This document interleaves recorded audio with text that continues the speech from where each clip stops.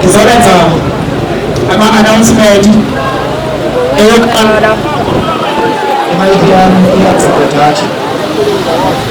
eyokuqala ukuthi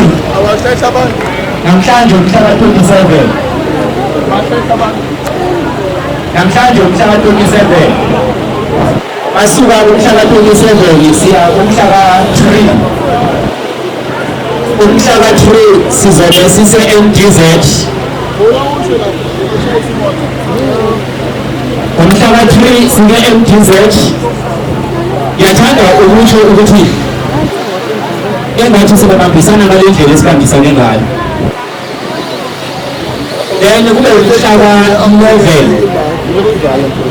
umhlaka 11 sizobe sise-Kokstad akwakasiphendulile kumzinkulu up to so far uma ngabe sesibuya sizobuyela emzinkulu and sizothanda ukuqina ngoba ekugcineni kufuneka sithande ukuqina kubonakalisa ukuthi siyayifuna le nto siyifunayo angibonge-ke nami amazinga efana ngiwadlulise 1 abantu abasuka kude koMpumalanga akukho laba bathola khona bafowethu njengoba silana akukho la esisapotwa khona njengoba nani nizele ngale ndlela enize ngayo sicela uba sibambisaneni siqhubekeni ngoba ekugcineni kuzokhululeka izingane nezizukulwane zethu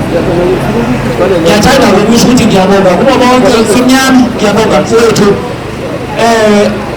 sizobe sisegama lakhe la emsobeni ngiyathanda ukuthi Semnyama uthi Semnyama nginika usuku lasegama lakhe mhlaka 30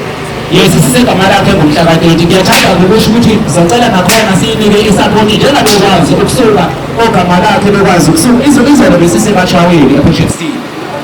okuwukuthi sihleli singendleleni akukho la esithola khona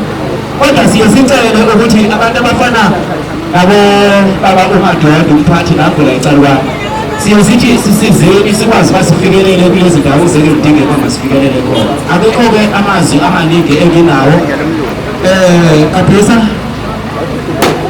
Kaphisa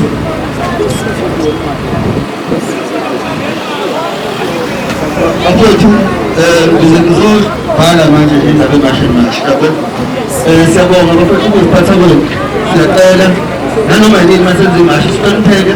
sihlawuleke siyabonga kakhulu ake ngumfowethu